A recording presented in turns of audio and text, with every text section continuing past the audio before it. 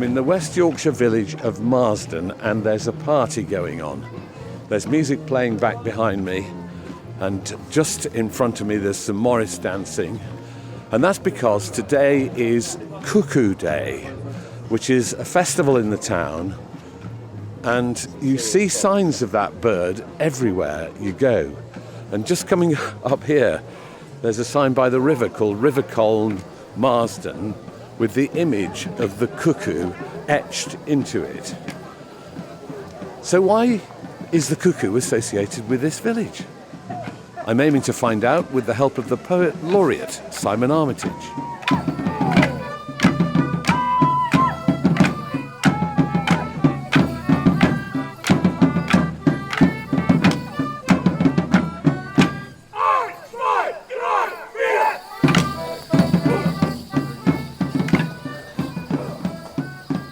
Delighted to say I've now been joined by Simon Armitage, by Richard Walters and Patrick Pearson of LYR. Wonderful to see you here. I suppose, Simon, this is familiar territory for you, but you guys, do you know Marsden at all? A little. We played here once in the church, but yeah, we've never seen it like it is today. It's extraordinary, isn't it? So it's Cuckoo Day, Simon. Yeah. What's the legend of the cuckoo in Marsden? Most of the villages around these valleys have a little myth attached to them, and it's said that the people of Marsden thought the cuckoo brought the spring with it, so if they could catch and keep a cuckoo, it would be spring forever. So they caught one and they built a tower for it, but they forgot about one of the bird's most impressive attributes, which is its ability to fly, and they didn't put a roof on the tower, and off it went. So like all the legends of all the villages, it's like, you know, we're idiots. And don't they say it's knob at one course too low? It's knob at one course too low, that course being the roof. But it's entered the mythology in a big way, hasn't it? Because the symbols are here all over the town. I mean, when you were growing up here, were you well aware of that story? I was aware of the story, but the Cuckoo Day as it is now wasn't such a big thing. And I think one of the amazing things about Marsden is that a lot of the older traditions have actually been revived by people coming into the valley and wanting to find history and countryside practices. So yeah, it's incredible actually. I only live about 5 or 6 miles away, but to drive into the village today, or to try and drive into the village today, and just see everybody out there, because the weather's great as well, and yeah, hearing all the bands playing, yeah, it's amazing. A lot of Morris dancing going on as well. Yeah, not for me. You're not keen on Morris dancing? You're a more of a Morris dancer, what you thought? I'd give it a go, yeah. You've got the hair. I've got the hair, yeah.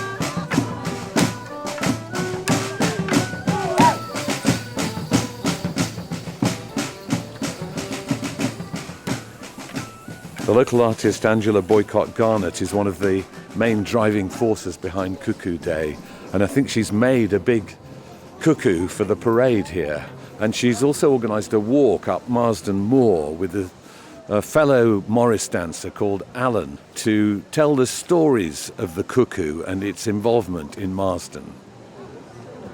The cuckoo actually nowadays lives down with my friend in Uttoxeter, because he's got a workshop where we made it down there, and the safest place to keep it is down there. So it's a backpack puppet. And when we made it, it was supposed to be like the prototype. He said, well, try it out, and if it works, I'll make a really big one. So anyway, because I'm a puppeteer anyway, I flew this puppet through the village and I said, this one will do, bigger than that, and I'll actually be taking off. I came to live in Marsden nearly 40 years ago, when my children were, a couple of them were very tiny and one wasn't born. She was born here, so she is actually a Marsden cuckoo. You have to be born in Marsden to be a Marsden cuckoo. And I loved it. I love the countryside. I love the fact that you can walk out of your door in any direction and have a fantastic walk. But I wanted it to be a bit better. And I like quirky things, and I'm also passionate about the arts and about community. The things we have in Marsden that I've been involved in creating are quite bizarre, and I quite like bizarre. So one of them is the Imbolc Fire Festival, and that's in the beginning of February, and that involves lantern making and a sort of an fire circus. And at one point we ended up with 50 people doing fire dance on the hill down at Tunnel End. Oh, you're a bit boggy here. It is a bit, that's the worst bit from what I recall.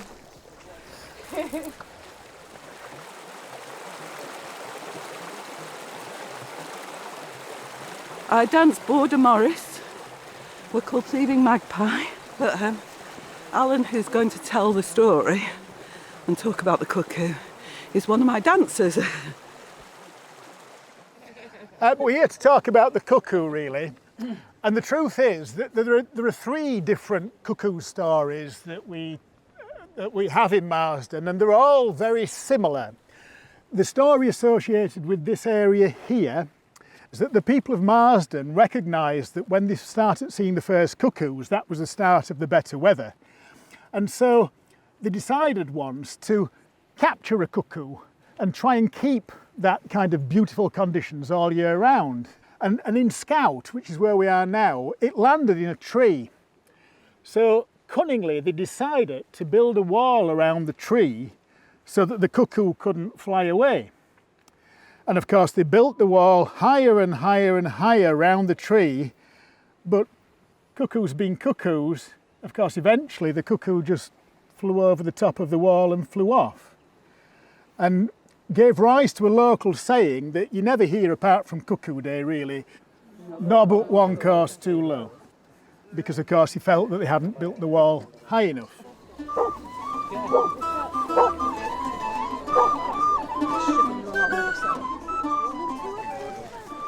If you know about the cuckoo bird, it just puts an egg in a nest and then it flies off. It doesn't do anything else. So the story doesn't really hold water, but what I think it is, people over the history of people, they've always wanted to be together, to get people to get together, and it's an excuse to get together. It's making people talk to each other and be together, because obviously you're better in a crowd than you are on your own.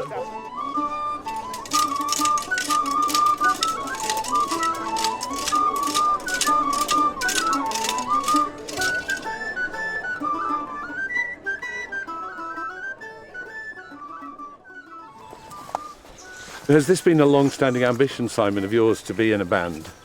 Well, I published a book a number of years ago called Gig, The Life and Times of a Rockstar Fantasist, where I was sort of testing the theory that I'd really only fallen into poetry by not being able to fall into sort of rock and roll. But I've been in a few bands along the way, but nothing as serious and as important as this. I mean, this has become a big part of my life now, and what's really comfortable for me is working with these guys who are absolute experts in their field, but also I'm just really comfortable because what I do is talk. I'm credited on the albums as talking. Right. That's my job. So So you don't go burst into song, obviously.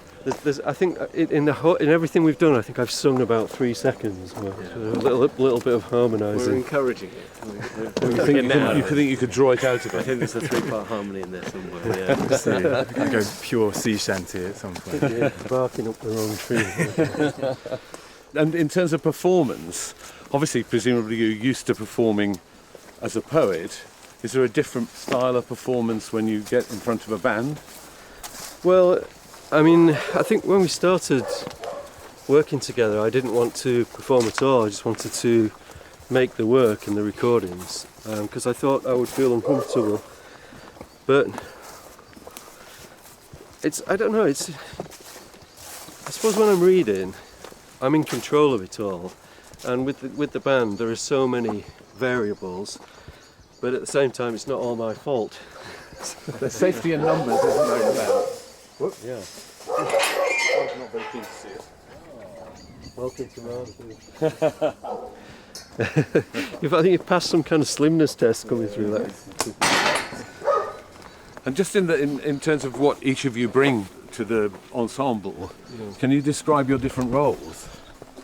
I've definitely brought the sort of the more production value, sort of recording lots of different instruments that I've got lying around. I think that's my superpower, is just working out how to play these things very badly and get it recorded. And So you might just have a Cora or something lying in the studio and yeah, then well, introduce it. funnily enough, that's how we made a track called Greatcoat, and it was Cora was lying in the corner of my friend's place in London, and just got my phone out and recorded just a little, mucked about on it. Just sort of like chatting in the background, and I just took that as a sample, and it actually formed the basis of that track. And then Richard brings the voice and his writing experience.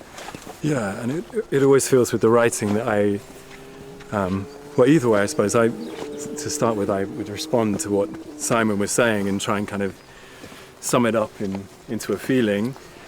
And if it's the other way around, we've done it where I've literally kind of hummed and dum-dummed a melody, and Simon's kind of perfectly fitted some words to it, syllable for syllable, you know. So it's a really fun process to try and put it all together. And luckily, we've never kind of yet come up against a big wall where we felt it didn't work. So I think we've been very lucky as a band. It's a very kind of rewarding, collaborative process. One thing that I was going to say in relation to the composition process, which I found really interesting, is that I'll sometimes write something which I think is very, a bit shouty or a bit ranty or fast paced, and then it'll come back from Pat or from Richard and it'll be completely different. It'll be the opposite thing, and that's so fascinating. And it works the other way around. You know, I'll sometimes think that I've written, a little prayer-like piece, and it'll come back as a rave dance track. So interesting to hear other people's take on, or other people's inspiration from the words that you've put down on the page. Yeah, I think it's sometimes about oppositions as well, that you would probably struggle to find, or struggle to find just in a poem on its own. And I think with your writing, Rich, you sometimes almost take the opposite point of view. I mean, it becomes kind of dialogue, doesn't it? Yeah, it's fun to kind of do that and think about it like a bit of a back and forth. So yeah, it's been a great project. Oh, some people coming through. Let's let them through. Come on through. Hiya. Thank you. Cheers.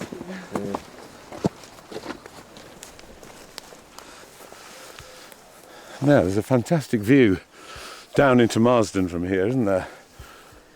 Do you recognise bits of it? I recognise all of it. Yeah, I think one of the really special things about Marsden is that you can look down into it and see it all from, this collar of moors that extends around the edge. I thought of it as a kind of clockwork village when I was growing up. There was something a bit snow globy about it, and in fact in one of the pieces that I've written for tonight I describe it as a snow globe in a snow globe in a snow globe. But I can see the house where I grew up. Oh really? Where's that?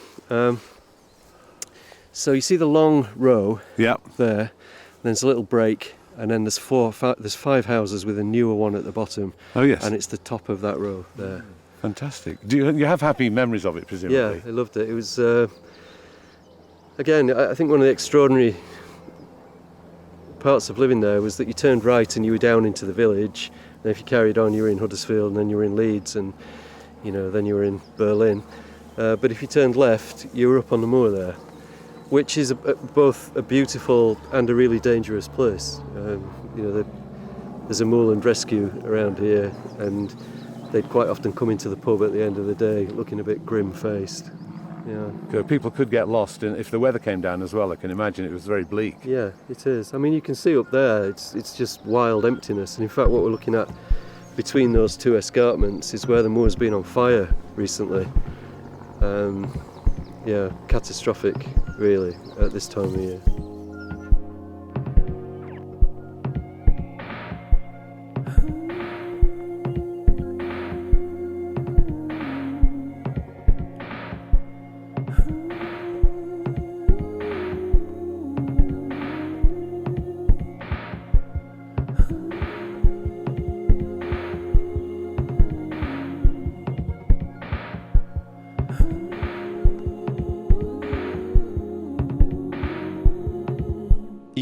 bold horses refuse to walk further, and tattooed pit bulls double back where the hillside drinks the green canal and swallows the railway tracks.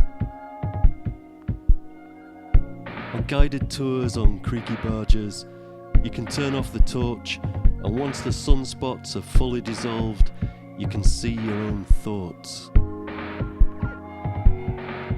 You can shovel and pick, you can blast the rock, you can burrow and dig, you can barrow and truck, you can mole and mine through the murk and muck, but the deeper you go, the blacker it gets. You can't dig out the dark.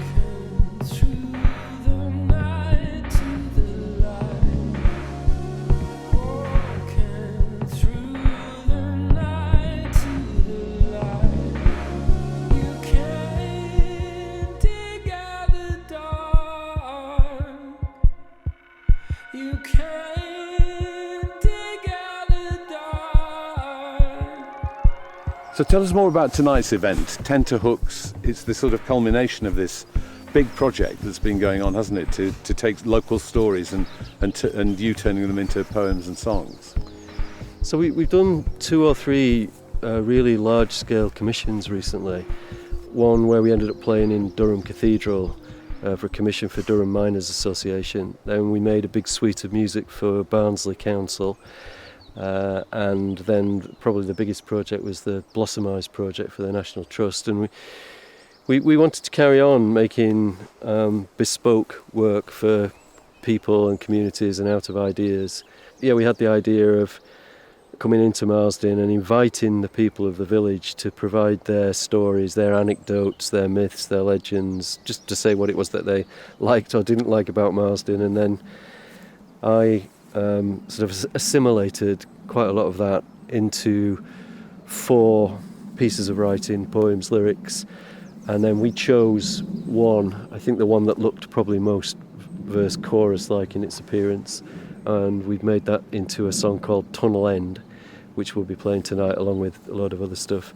And then in the first half of the programme, the people from Marsden, singers, poets, people who've made things out of my work, will be performing their bit. Wonderful. So it's kind of circular process where their ideas and memories came to you, you turned them around and then handed them back, and then they make what they will of what you've given them. Yeah, exactly. And you know, the poems, lyrics are out there on the internet. They're there for anybody to work with in whatever way they want.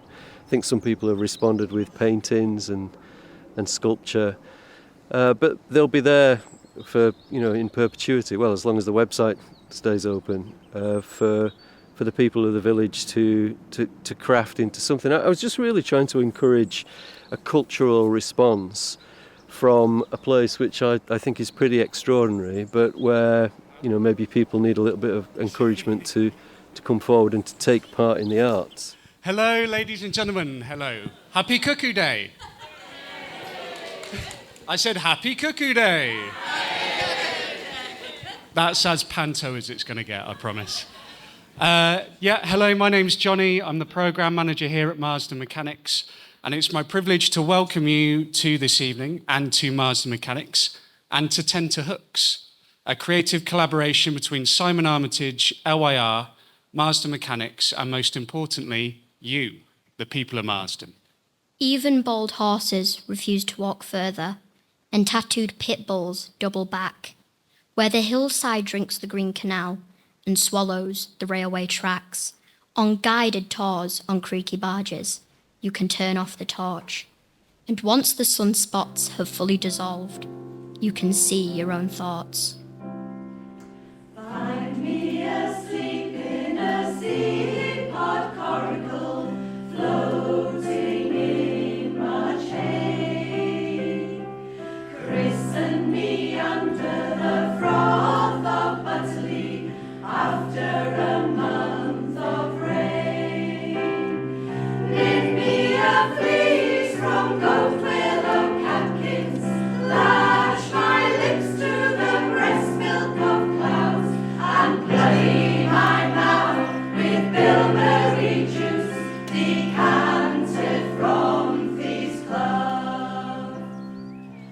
you find that was the case when you were a kid here? Did you find the arts easily accessible, or did you have to find your way to them through a bit of a thicket? Well, there was a kind of, there was a village version, which was the Operatic Society, and I ended up in lots of shows and plays. But I think we forget, because we live in a world now where you can get anything, anywhere, all of the time. And even back then, just trying to get a particular book of poems was virtually impossible. You might go on the train to Manchester and walk around the bookshops there and still come back empty-handed. Things are better now in a way? Well, it swings and roundabouts. There are problems with the internet. I do think, though, in maybe in West Yorkshire, maybe everybody thinks this about the place where they live, like the way that everywhere's got a microclimate. But I do think that there is a sort of performative gene around here. Male voice choirs, operatic societies, brass bands. We've heard a lot in the village today. So maybe I was trying to tap into giving people the opportunity to show off. Let's talk about this song Tunnel End as well. Is that about a particular place?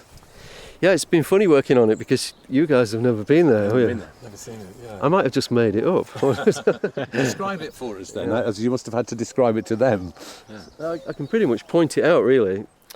This is good radio, isn't it? If you look over there. Yes, he's pointing, ladies and gentlemen. He's pointing across the. So where the village to the moor.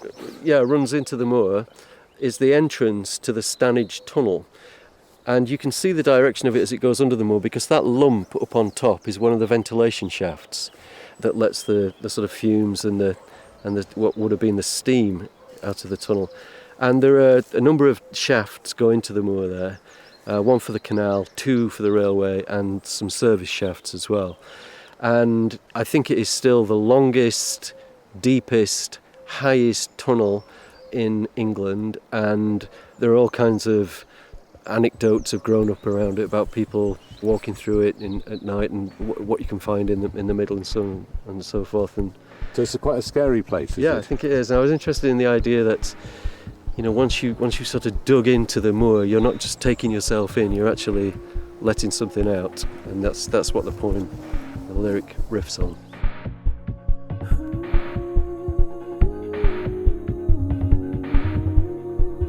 Who'd be the lone frogman who snorkeled its soupy length, or the drunk Hell's Angel who biked it from here to the far end?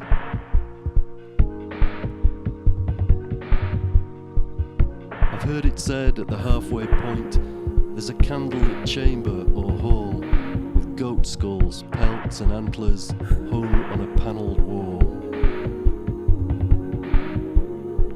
Through the train's dirty windows, no one can read the random squiggles scrawled on the brickwork or hold their breath all the way to Diggle. You can shovel and pick, you can blast the rock, you can burrow and dig, you can barrow and truck, you can mole and mine through the murk and muck, but the deeper you go, the blacker it gets. You can't dig out the dark.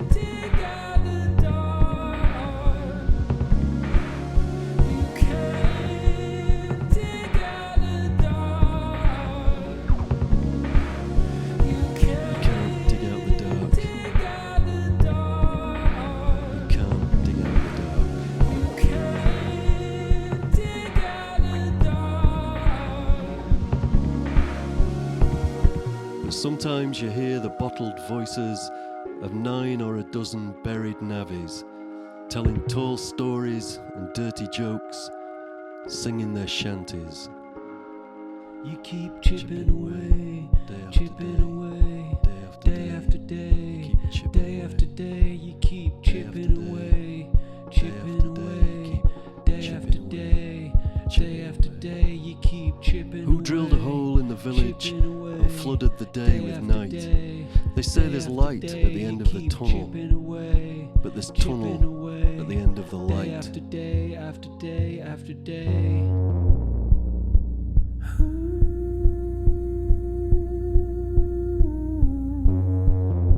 In the dream of the dream, a hollowness wormed through the earth, and 4 soot-black eyes stared outwards and inwards and wouldn't blink first. And I waded through stagnant water or diesel fumes, stumbling on and on, till a sudden pinhole of whiteness flared into life. And it was a swan.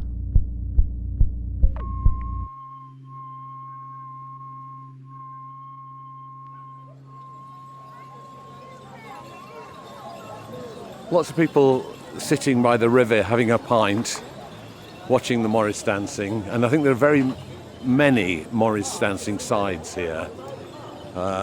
Here's somebody with tatters and bells on their legs. And there's a concert this evening too of different kinds of music and poetry inspired by Marsden and its stories. And one of those stories is the story of a mangle. And I'm going to go into the Marsden Mechanics Institute and have a look at the mangle.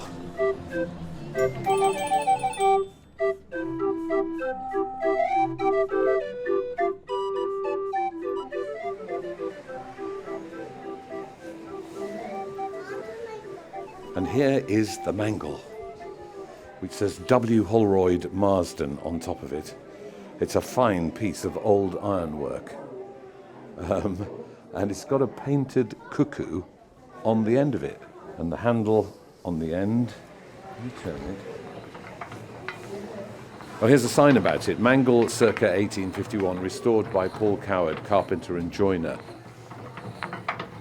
My story is about a mangle that came to me 30 years ago.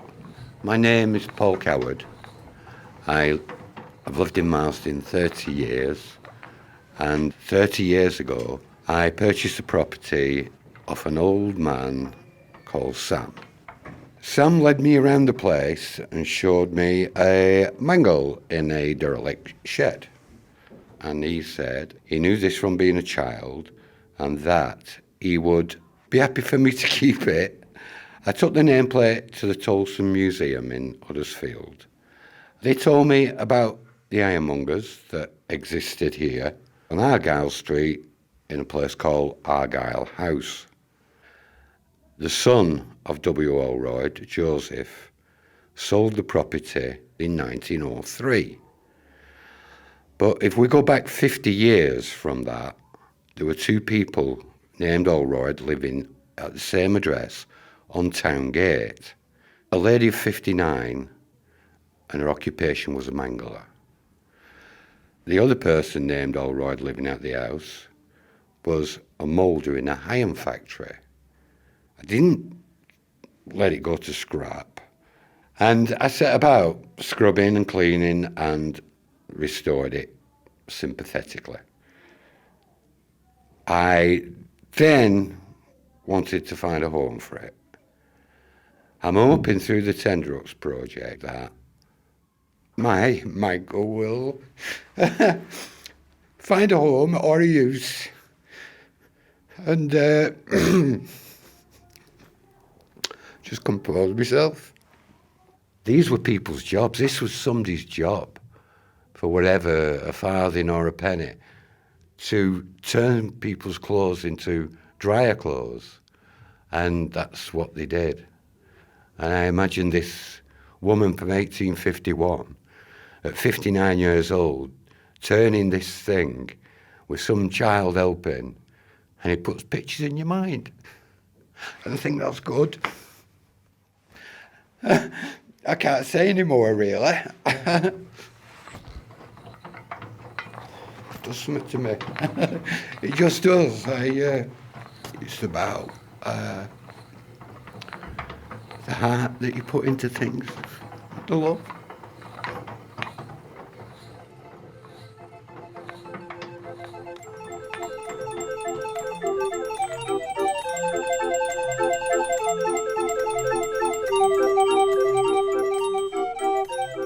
Simon, were you surprised at any of the things that came out of the people of Marsden?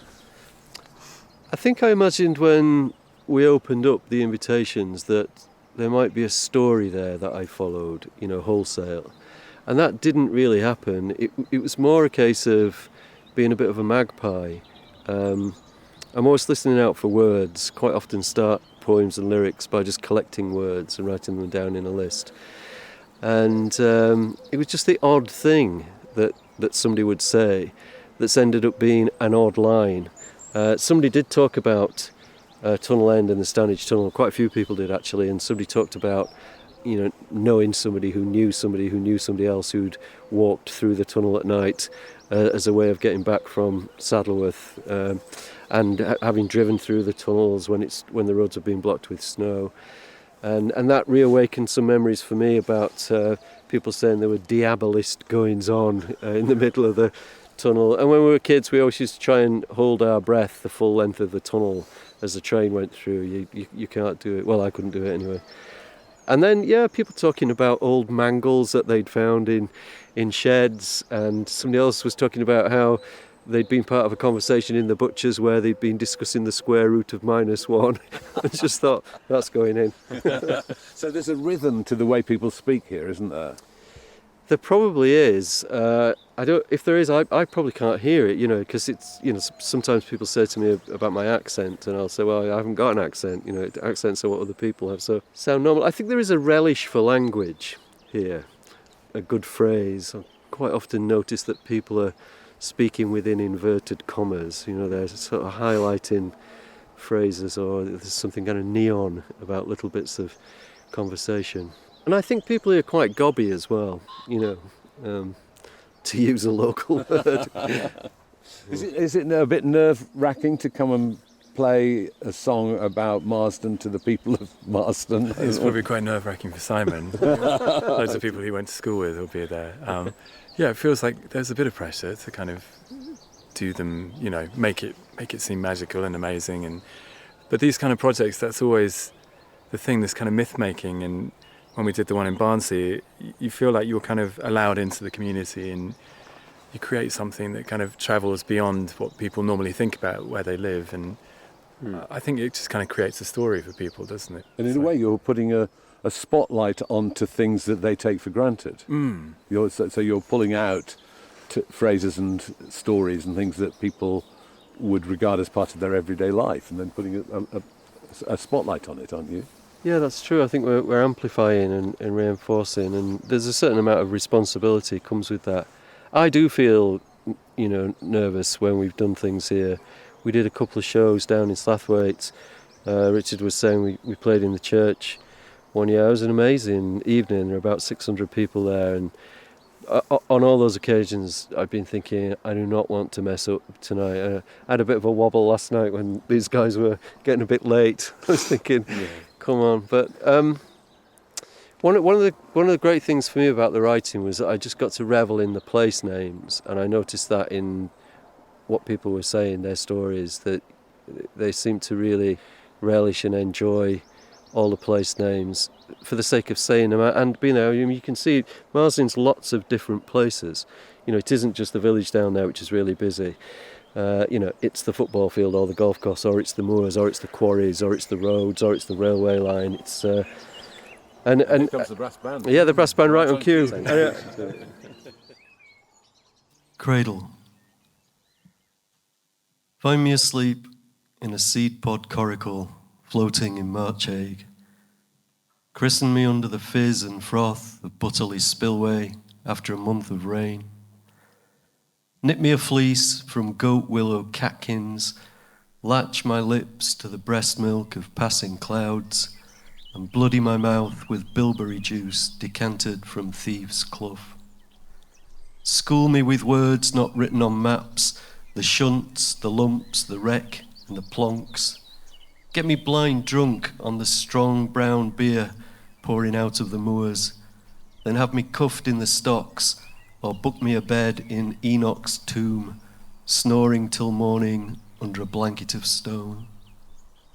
Walk with me arm in arm along Shady Row's crooked aisle, between old mills rotting like cruise ships in dry dock, and marry me knelt at the altar of Second Quarry or Mighty Rock.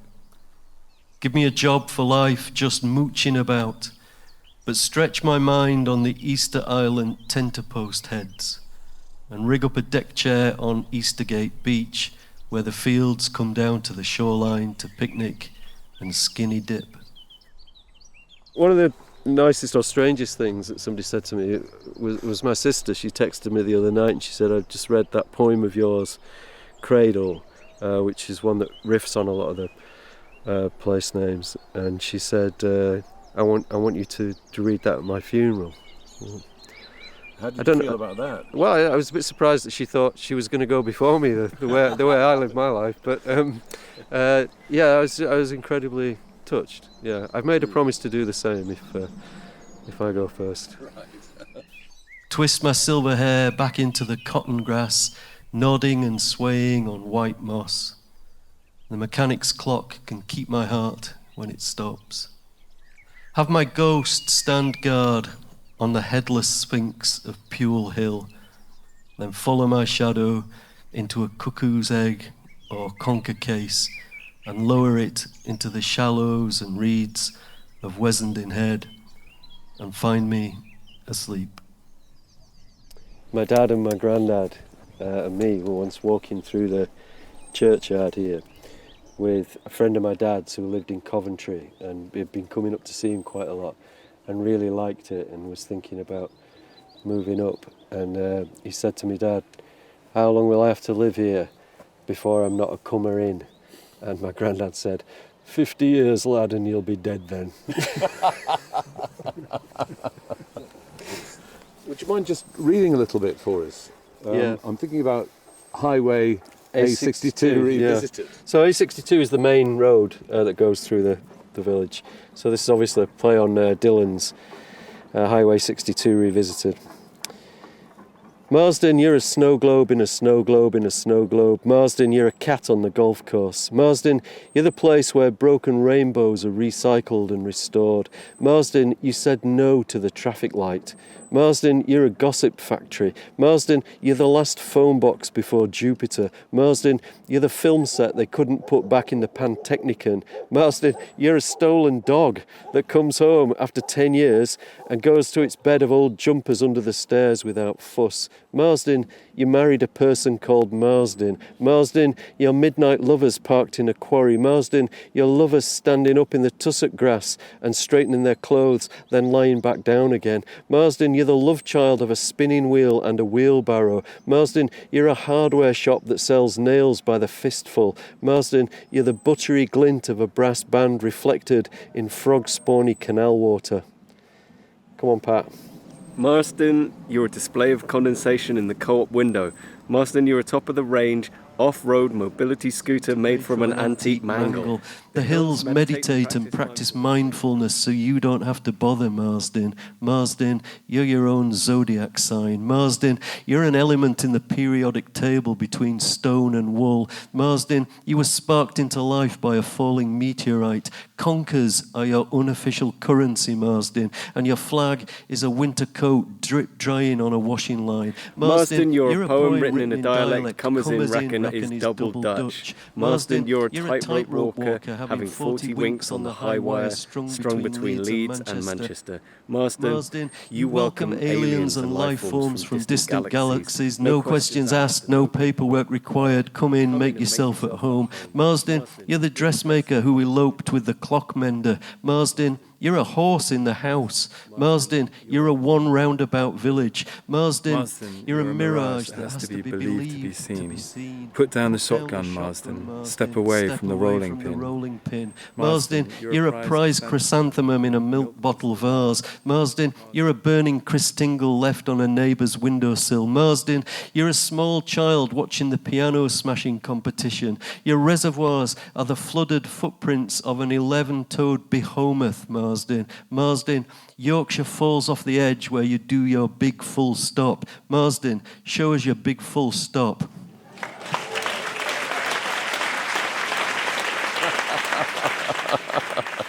I love Step Away from the Rolling Pin. That was fantastic. That was actually something that somebody talked about. He remembered there being a piano smashing competition in Marsden. Wow. Yeah. And he said, I think it was, did he say after the war, there were just like loads of pianos that people didn't want. It's not a world that I recognised, really. Yeah.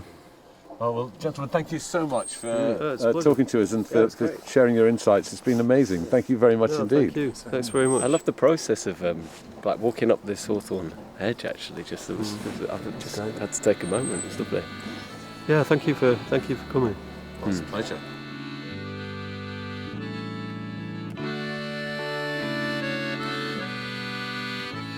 We really hope you enjoyed this episode of Folk on Foot as much as we enjoyed making it. There are over 60 episodes of Folk on Foot for you to explore, featuring amazing artists like Eliza Carthy, Johnny Flynn, The Unthanks, Corrine Polwood, Chris Drever, Sandra Kerr, Catherine Tickell, and many, many more. So please do explore our back catalogue. And if you like what we do, we really need your support to keep going. You can become a member and get great rewards, or you can simply buy us a coffee. To do either, and to sign up for our ad-free version, just go to folkonfoot.com/support us. Every penny we get goes back into making more episodes, so please do support us if you can.